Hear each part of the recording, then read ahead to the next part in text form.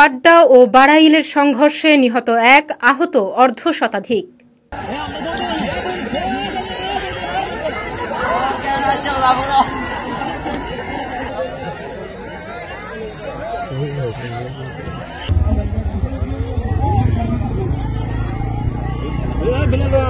ব্রাহ্মণবাড়িয়ার নবীনগর উপজেলার সলিমগঞ্জ ইউনিয়নের বাড্ডা ও বাড়াইল গ্রামের দুই গ্রুপের মধ্যে রক্তক্ষয়ী সংঘর্ষে একজন নিহত ও অন্তত 50 জন আহত হয়েছেন। নিহত ব্যক্তির নাম আজিজ মিয়া। তিনি বাড্ডা গ্রামের মৃত শরীফ উদ্দিনের ছেলে। আজ 29 এপ্রিল মঙ্গলবার বিকেলে তাকে কুপিয়ে হত্যা করা হয়। সংঘর্ষের সময় ককটেল বিস্ফোরণ এবং বাড়িতে অগ্নিসংযোগের ঘটনাও ঘটে।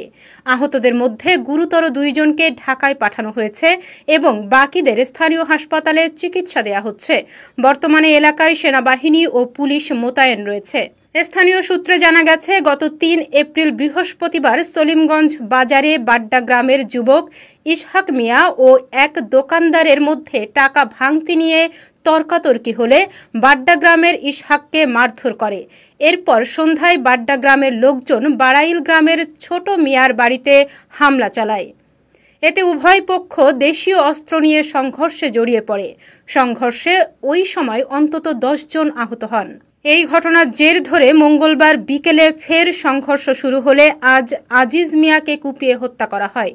ঘটনাস্থলে একাধিক ককটেল বিস্ফোরণের শব্দ পাওয়া গেছে, যা স্থানীয়দের মধ্যে আতঙ্ক ছড়িয়ে দেয়। এ বিষয়ে নবীনগর থানার অফিসার ইনচার্জ আব্দুর রাজ্জাক বলেন, পরিস্থিতি নিয়ন্ত্রণে আমরা যৌথ বাহিনী নিয়ে ঘটনাস্থলে রয়েছি। নিহতের মরদেহ থানায় পাঠানো হয়েছে এবং তদন্ত চলছে। এ ঘটনায় পুরো এলাকায় চরম উত্তেজনা বিরাজ করছে। পরবর্তী সংঘর্ষ ঠেকাতে প্রশাসনের পক্ষ থেকে বাড়তি নিরাপত্তার ব্যবস্থা নেওয়া হয়। নবীনগর থেকে প্রতিনিধির পাঠানো তথ্যচিত্রে ব্রাহ্মণবাড়িয়া টিভি।